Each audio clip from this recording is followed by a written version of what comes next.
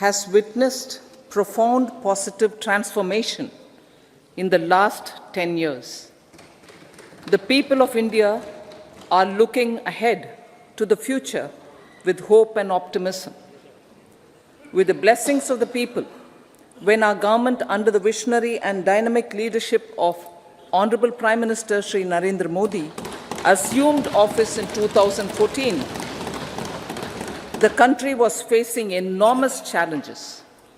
With Sabka Saath, Sabka Vikas as its mantra, the government overcame those challenges in right earnest. Structural reforms were undertaken. Pro-people programs were formulated and implemented promptly. Conditions were created for more opportunities for employment and entrepreneurship. The economy got a new vigor. The fruits of development started reaching the people at scale. The country got a new sense of purpose and hope. Naturally, the people blessed the government with a bigger mandate. In the second term, our government, under the leadership of Honorable Prime Minister, doubled down on its responsibilities to build a prosperous country with comprehensive development of all people and all regions. Our government strengthened its mantra to Sabka Saath, Sabka Vikas, and Sabka Vishwas. Our development philosophy covered all elements of inclusivity, namely social inclusivity through coverage of all strata of the society, and geographical inclusivity through development of all regions of the country. With the whole of nation approach of Sabka Prayas, the country overcame the challenges of once-in-a-century pandemic, took long strides towards Atmanirbhar Bharat, committed to Panch Pran, and laid solid foundations for the Amrit Kal. As a result, our young country has high aspirations, pride in its present, and hope and confidence for a bright future. We expect that our government, based on its stupendous work, will be blessed again by the people with a resounding mandate. Inclusive development and growth. Our humane and inclusive approach to development is a marked and deliberate departure from the earlier approach of provisioning up to village level. Development programs were thus provisioned. In the last 10 years, however, have targeted each and every household and individual through housing for all, Har Ghar Jal, electricity for all, cooking gas for all, bank accounts and financial services for all in record time. The worries about food have been eliminated through free ration for 80 crore people. Minimum support prices for the produce of Annadata are periodically increased appropriately. These and the provision of basic necessities have enhanced real income in the rural areas. Their economic needs could be addressed, thus spurring growth and generating jobs. Social justice. Our government is working with an approach to development that is all-round, all-pervasive, and all-inclusive. Sarvangin, Sarvasparshi, or Sarvasamaveshi. It covers all castes and people at all levels. We are working to make India a Vikasit Bharat by 2047. For achieving that goal, we need to improve people's capability and empower them. Previously, social justice was mostly a political slogan. For our government, social justice is an effective and necessary governance model. The saturation approach of covering all eligible people is the true and comprehensive achievement of social justice. This is secularism in action, reduces corruption, and prevents nepotism, prevents by Bhatijawad. There is transparency and assurance that benefits are delivered to all eligible people. The resources are distributed fairly. All, regardless of their social standing, get access to opportunities. We are addressing systemic inequalities that had plagued our society.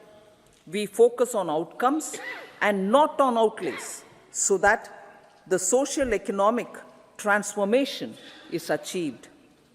As our Prime Minister firmly believes, we need to focus on 4 major castes.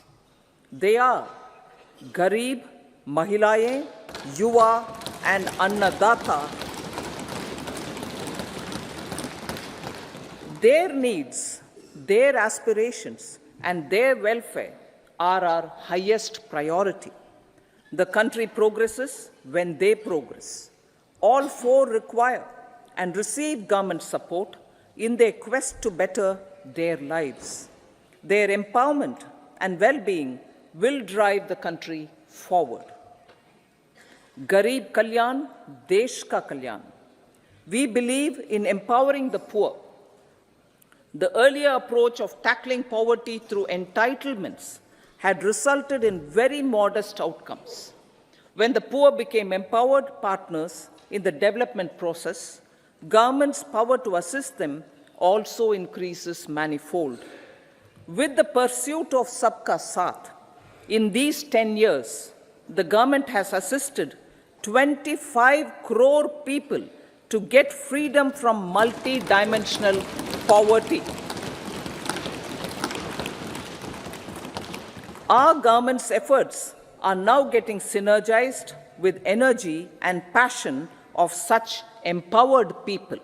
This is truly elevating them from poverty.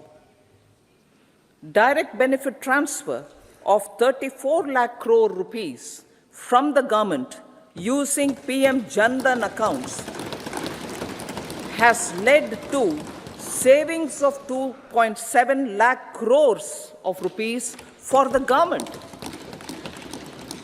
This savings has been realized through avoidance of leakages prevalent earlier. The savings have helped in providing more funds for Garib Kalyan. PM Swanidhi has provided credit assistance to 78 lakh street vendors. From that total of 78 lakh street vendors, 2.3 lakh have received credit for the 3rd time. PM Janman Yojana reaches out to the particularly vulnerable tribal groups who have remained outside the realm of development so far. PM Vishwakarma Yojana provides end-to-end support to artisans and craftspeople engaged in 18 trades. The schemes for empowerment of Divyangs and transgender persons reflect firm resolve of our government to leave no one behind. Welfare of Annadata. Farmers are our Annadata. Every year under PM Kisan Samman Yojana, direct financial assistance is provided to 11.8 crore farmers, including marginal and small farmers. Crop insurance is given to 4 crore farmers under PM Fasal Bima Yojana. These, besides several other programs, are assisting Annadata in producing food for the country and for the world. Electronic National Agricultural Market has integrated 1,361 mandis and is providing services to 1.8 crore farmers with trading volume of 3 lakh crores of rupees. The sector is poised for inclusive, balanced, higher growth and productivity. These are facilitated from farmer-centric policies, income support, coverage of risks through price and insurance support, promotion of technologies and innovations through startups. Empowering the Amrit PD, the Yuva. Our prosperity depends on adequately equipping and empowering the youth. The National Education Policy 2020 is ushering the transformational reforms. PM Schools for Rising India, PM Shri, are delivering quality teaching and nurturing holistic and well-rounded individuals. The Skill India mission has trained 1.4 crore youth, upskilled and reskilled 54 lakh youth, and established 3,000 new ITIs. A large number of institutions of higher learning, namely 7 IITs, 16 triple ITs, 7 IIMs, 15 AIMS, and 390 universities have been set up.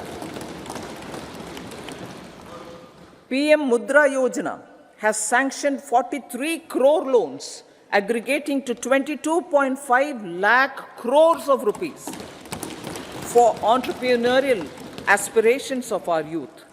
Besides that, Fund of Funds, Startup India, and Startup Credit Guarantee schemes are assisting our youth. They are also becoming Rozgar Data. The country is proud of our youth scaling new heights in sports.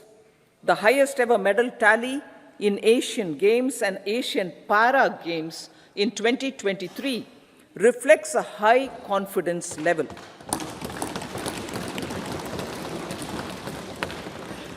Chess prodigy and our #1 ranked player Pragnananda put up a stiff fight against the reigning world champion Magnus Carlsen in 2023. Today, India has over 80 chess grandmasters compared to little over 20 in 2010. Momentum for Nari Shakti. The empowerment of women through entrepreneurship, ease of living, and dignity for them has gained momentum in these 10 years. 30 crore Mudra Yojana loans have been given to women entrepreneurs. Female enrollment in higher education has gone up by 28% in 10 years. In STEM courses, girls and women constitute 43% of enrollment, one of the highest in the world. All these measures are getting reflected in the increasing participation of women in workforce. Making triple talaq illegal, reservation of 1/3 seats for women in the Lok Sabha and state assemblies, and giving over 70% houses under PM Awas Yojana in rural areas to women, and giving over 70% houses under PM Awas Yojana in rural areas to women as sole or joint owners have enhanced their dignity. Exemplary track record of governance, development, and performance. Besides delivering on high growth in terms of gross domestic product, the government is equally focused on a more comprehensive GDP, that is, governance, development, and performance. Our government has provided transparent, accountable, people-centric, and prompt, trust-based administration with citizen-first and minimum government, maximum governance approach. The impact of all-round development is discernible in all sectors. There is macroeconomic stability, including in the external sector. Investments are robust. The economy is doing well. People are living better and earning better with even greater aspirations for future. Average real income of the people has increased by 50%. Inflation is moderate. People are getting empowered, equipped, and enabled to pursue their aspirations. There is effective and timely delivery of programs and of large projects. Economic management. The multi-pronged economic management over the past 10 years has complemented people-centric, inclusive development. Following are some of the major elements. 1. All forms of infrastructure, physical, digital, or social, are being built in record time.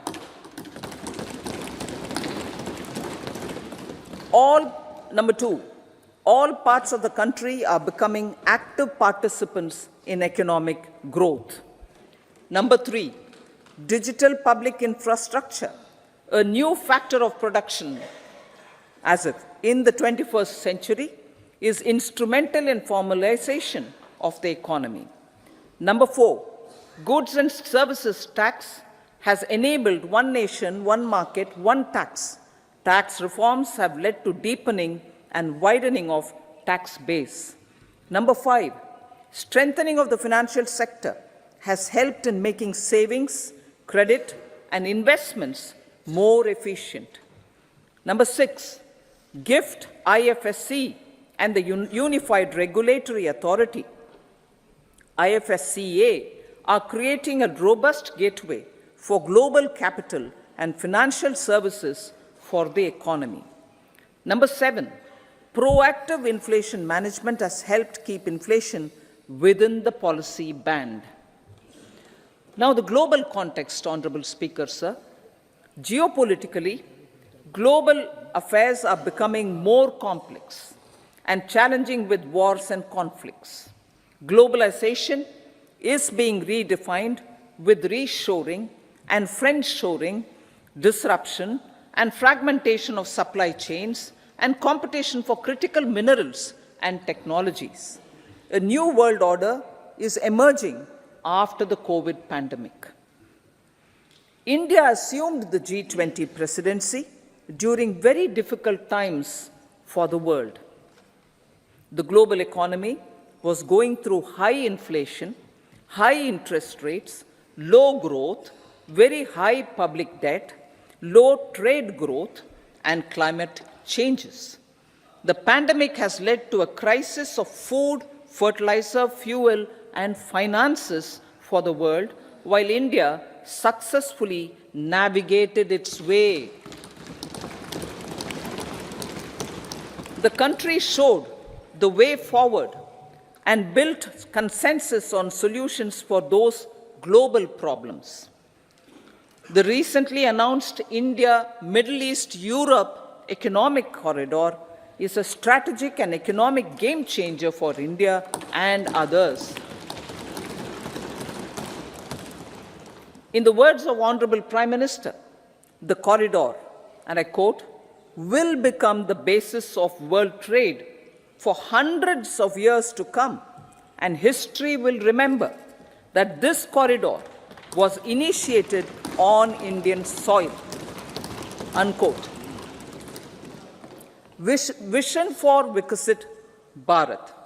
Our vision for Vikasit Bharat is that of prosperous Bharat in harmony with nature, with modern infrastructure, and providing opportunities for all citizens and all regions to reach their potential. With confidence arising from strong and exemplary track record of performance and progress, earning Sabka Vishwas, the next 5 years will be years of unprecedented development and golden moments to realize the dream of developed India by 2047. The trinity of demography, democracy, and diversity backed by Sabka Prayas has the potential to fulfill aspirations of every Indian. As Honorable Prime Minister in his Independence Day address to the nation mentioned, I quote, "There is no dearth of opportunities, as many opportunities as we want. The country is capable of creating more opportunities. Sky is the limit," unquote. Strategy for Amrit Kal. Our government will adopt economic policies that foster and sustain growth, facilitate inclusive and sustainable development, improve productivity, create opportunities for all, help them enhance their capabilities, and contribute to generation of resources to power investments and fulfill aspirations. Guided by the principle, reform, perform, and transform, the government will take up next generation reforms and build consensus with the states and stakeholders for effective implementation. It is an important policy priority for our government to ensure timely and adequate finances, relevant technologies, and appropriate training for the micro, small, and medium enterprises, MSMEs, to grow and also compete globally. Orienting the regulatory environment to facilitate their growth will be an important element of this policy mix.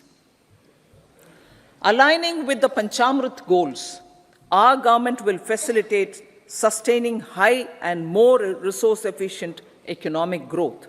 This will work towards energy security in terms of availability, accessibility, and affordability.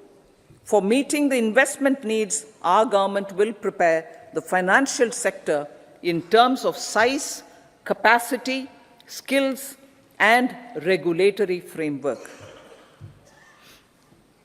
Aspirational Districts Program.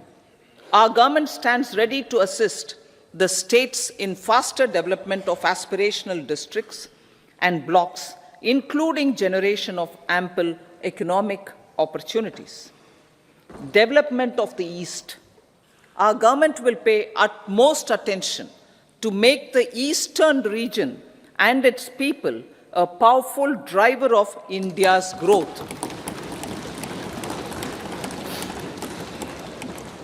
PM Awas Yojana Gramin. Despite the challenges due to COVID, implementation of PM Awas Yojana Gramin continued, and we are close to achieving the target of 3 crore houses. 2 crore more houses will be taken up in the next 5 years to meet the requirement arising from increase in the number of families. Rooftop solarization and Muft Bijli. Through rooftop solarization, 1 crore households will be enabled to obtain up to 300 units free electricity every month. This scheme follows the resolve of Honorable Prime Minister on the historic day of consecration of Sri Ram Mandir in Ayodhya. Following benefits are expected. Savings up to 15 to 18,000 rupees annually for households from free solar electricity and selling the surplus to the distribution companies. Charging of electric vehicles. Entrepreneurship opportunities for a large number of vendors for supply and installation. Employment opportunities for the youth with technical skills in manufacturing, installation, and maintenance. Housing for middle class. Our government will launch a scheme to help deserving sections of the middle class, and I quote from Honorable Prime Minister's words, living in rented houses or slums or chawls and unauthorized colonies, unquote, to buy or build their own houses. Medical colleges. Several youth are ambitious to get qualified as doctors. They aim to serve our people through improved healthcare services. Our government plans to set up more medical colleges by utilizing the existing hospital infrastructure under various departments. A committee for this purpose will be set up to examine the issues and make relevant recommendations. Cervical cancer vaccination. Our government will encourage vaccination for girls in the age group of 9 to 14 years for prevention of cervical cancer. Maternal and child health care. Various schemes for maternal and child care will be brought under one comprehensive program for synergy in implementation. Upgradation of Anganwadi centers under Saksham Anganwadi and Poshan 2.0 will be expedited for improved nutrition delivery, early childhood care and development. The newly designed U-Win platform for managing immunization and intensified efforts of Mission Indradhanush will be rolled out expeditiously throughout the country. Ayushman Bharat. Healthcare cover under Ayushman Bharat scheme will be extended to all ASHA workers, to all Anganwadi workers and helpers. Agriculture and food processing.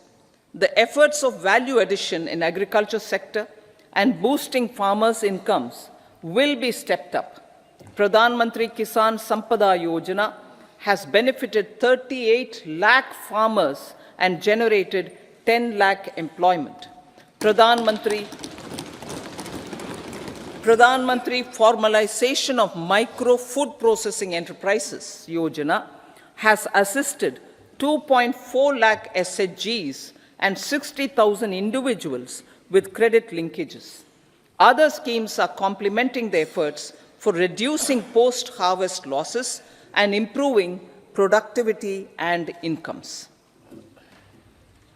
For ensuring faster growth of the sector, our government will further promote private and public investment in post-harvest activities, including aggregation, modern storage, efficient supply chains, primary and secondary processing and marketing and branding. Nano DAP. After the successful adoption of nano urea, application of nano DAP on various crops will be expanded in all agroclimatic zones. Atmanirbhar Oil Seeds Abhiyan. Building on the initiative announced in 2022, a strategy will be formulated to achieve Atmanirbharta for oil seeds such as mustard, groundnut, sesame, soya bean, and sunflower. This will cover research for high-yielding varieties, widespread adoption of modern farming techniques, market linkages, procurement, value addition, and crop insurance. Dairy development. A comprehensive program for supporting dairy farmers will be formulated. Efforts are already on to control foot and mouth disease. India is the world's largest milk producer with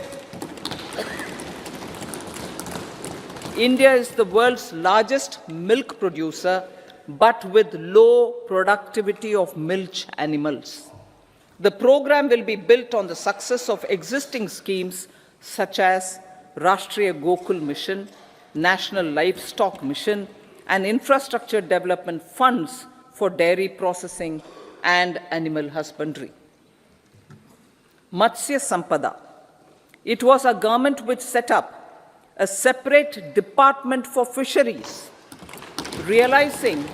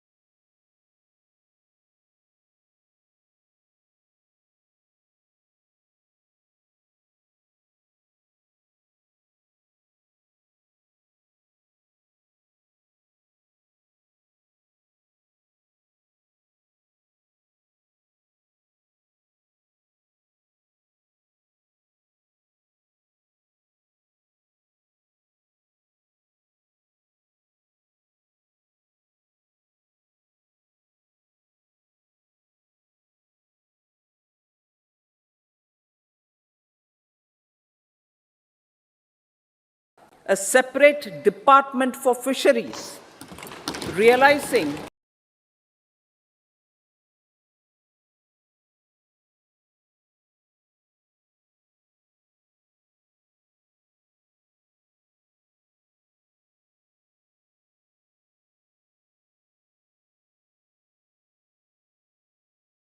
a separate department for fisheries, realizing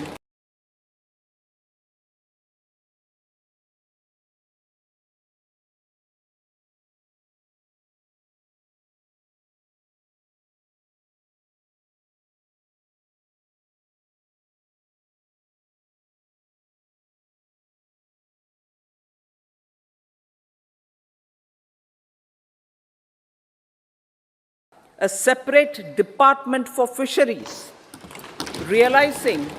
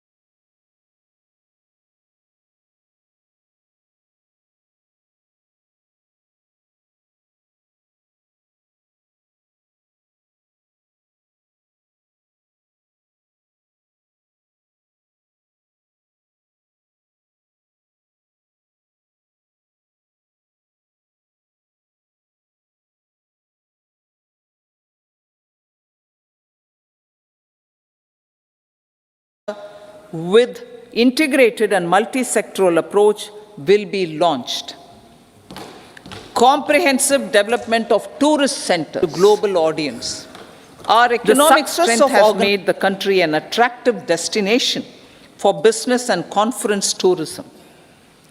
Our middle class also now aspires to travel and explore. Tourism, including spiritual tourism, has tremendous opportunities for local entrepreneurship.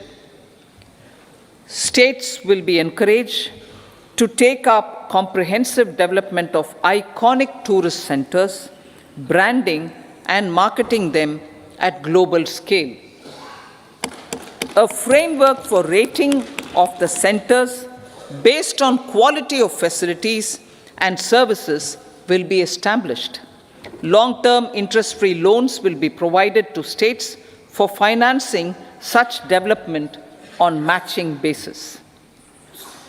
To address the emerging fervor for domestic tourism, Honorable Speaker, sir, projects for port connectivity, tourism infrastructure, and amenities will be taken up on our islands, including Lakshadweep. This will help in generating employment also. Promoting investments. The FDI inflow during 2014 to 23 was $596 billion US dollars, marking a golden era. That is twice the inflow during 2005 to 14. For encouraging sustained foreign investment, we are negotiating bilateral investment treaties with our foreign partners in the spirit of First Develop India. FDI is First Develop India. Reforms in the states for Vikasit Bharat. Many growth and development enabling reforms are needed in the states for realizing the vision of Vikasit Bharat. A provision of 75,000 crore rupees as 50-year interest-free loan is proposed this year to support those milestone-linked reforms by the state governments. Societal changes. The government will form a high-powered committee for an extensive consideration of the challenges arising from fast population growth and demographic changes.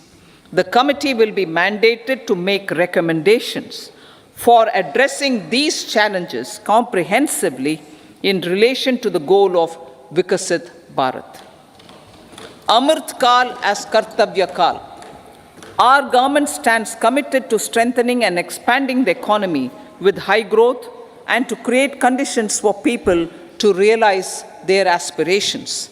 Honorable Prime Minister, in his Independence Day address to the nation in the 75th year of our Republic, said, and I quote, "We commit ourselves to national development with new inspirations, new consciousness, new resolutions as the country opens up immense possibilities and opportunities. It is our Kartavya Kal." Unquote. Every challenge of the pre-2014 era was overcome through our economic management and our governance. These have placed the country on a resolute path of sustained high growth. This has been possible through right policies, true intentions, and appropriate decisions. In the full budget in July, Honorable Speaker, our government will present a detailed roadmap for our pursuit of Vikasit Bharat.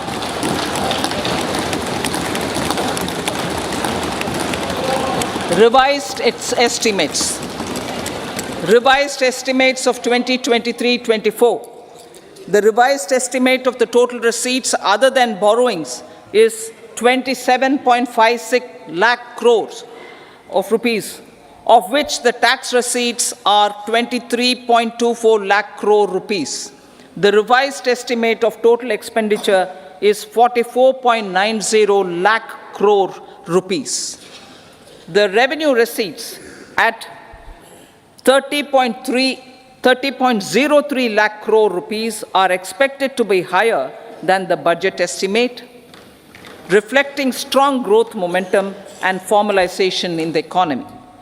The revised estimate of the fiscal deficit is 5.8% of GDP, improving on the budget estimate, notwithstanding moderation in the nominal growth estimates. Budget estimates for 2024-25. Coming to the year 2024-25, the total receipts other than borrowings and total expenditure are estimated at 30.80 and 47.66 lakh crore rupees respectively. The tax receipts are estimated at 26.02 lakh crore rupees.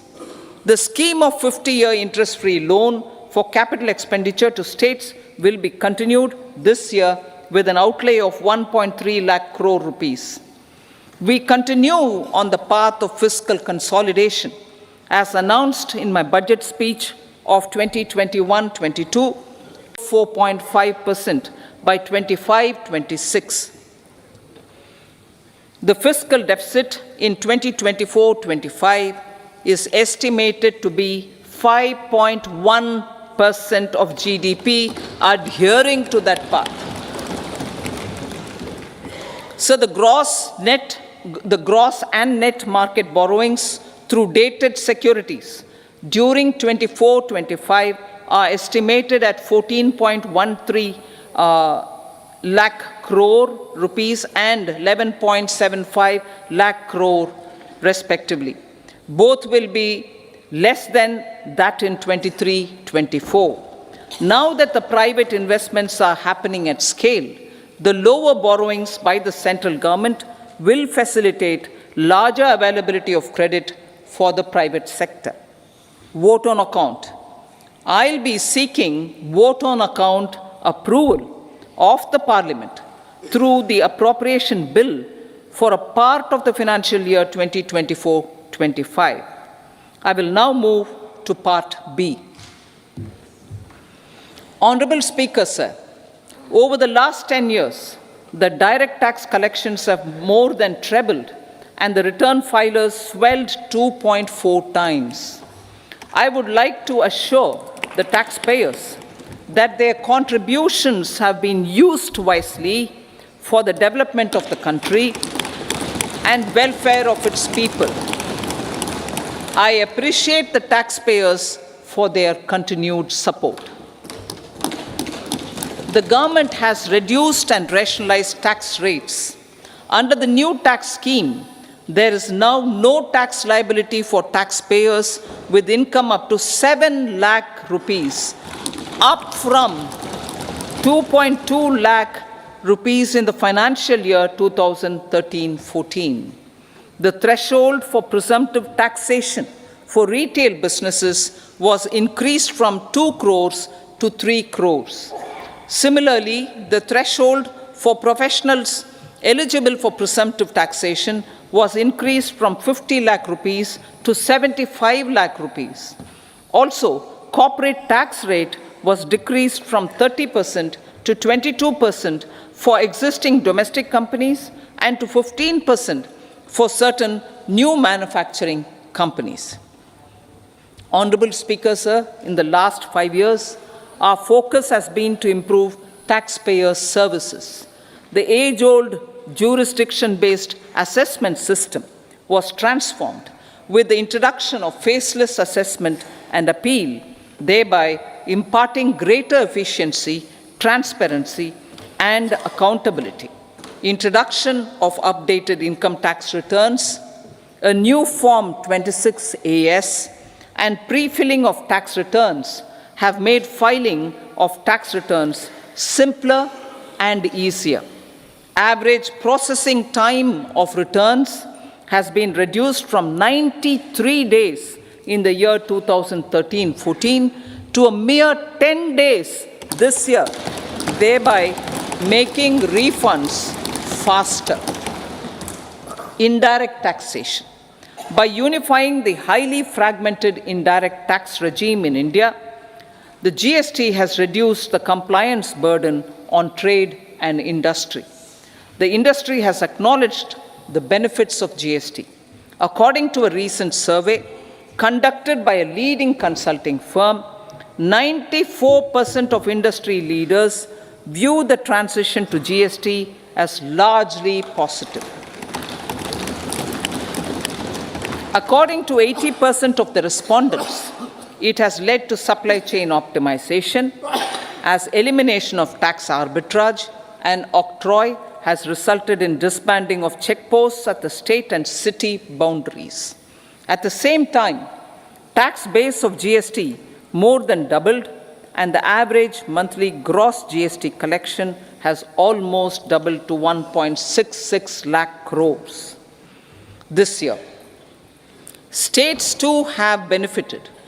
States' SGST revenue, including compensation released to states in the post-GST period of 2017-18 to 2022-23, has achieved a buoyancy of 1.22. In contrast, the tax buoyancy of state revenues from subsumed taxes in the pre-GST 4-year period of 2012-13 to 2015-16 was a mere 0.72. The biggest beneficiaries are consumers, as reduction in logistic cost and taxes have brought down prices of most goods and services. We have taken a number of steps in customs to facilitate international trade. As a result, the import release time declined by 47% to 71 hours at inland container depots, by 28% to 44 hours at air cargo complexes, and by 27% to 85 hours at seaports over the last 4 years since 2019, when the national time release studies were first started. Tax proposals. As for tax proposals, in keeping with the convention, I do not propose to make any changes relating to taxation and propose to retain the same tax rates for direct and indirect taxes, including import duties. However, certain tax benefits to startups and investments made by sovereign wealth or pension funds, as also tax exemption on certain income of some IFSC units, are expiring on 31/3/2024. To provide continuity in taxation, I propose to extend the date to 31/3/2025. Moreover, in line with our government's vision to improve ease of living and ease of doing business, I wish to make an announcement to improve taxpayer services. There are a large number of petty, non-verified, non-reconciled, or disputed direct tax demands, many of them dating as far back as 1962, which continue to remain on the books, causing anxiety to honest taxpayers and hindering refunds of subsequent years. Honorable Speaker, sir, I propose to withdraw such outstanding direct tax demands up to 25,000 rupees pertaining to the period up to financial year 2009-10 and up to 10,000 rupees for financial years 2010-11 to 2014-15. This is expected to benefit about 1 crore taxpayers. 1 crore taxpayers would benefit out of this. Economy then and now. In 2014, when our government assumed the reins, the responsibility to mend the economy step by step and to put the governance systems in order was enormous. The need of the hour was to give hope to the people, to attract investments, and to build support for the much needed reforms. The government did that successfully, following our strong belief of nation first. The crisis of those years has been overcome, and the economy has been put firmly on a high, sustainable growth path with all-round development. It is now appropriate to look at where we were then. I repeat, it is now appropriate to look at where we were then till 2014 and where we are now, only for the purpose of drawing lessons from the mismanagement of those years. The government will lay a white paper on table of the House.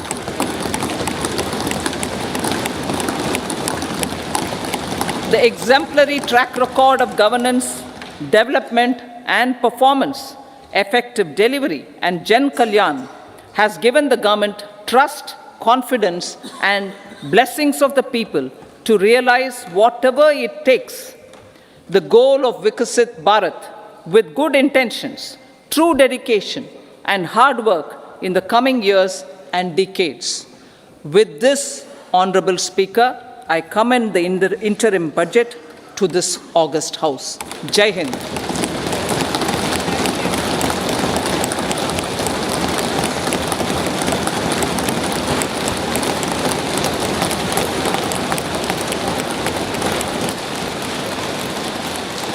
Item number 2 Shrimati Nirmala Sitharaman ji.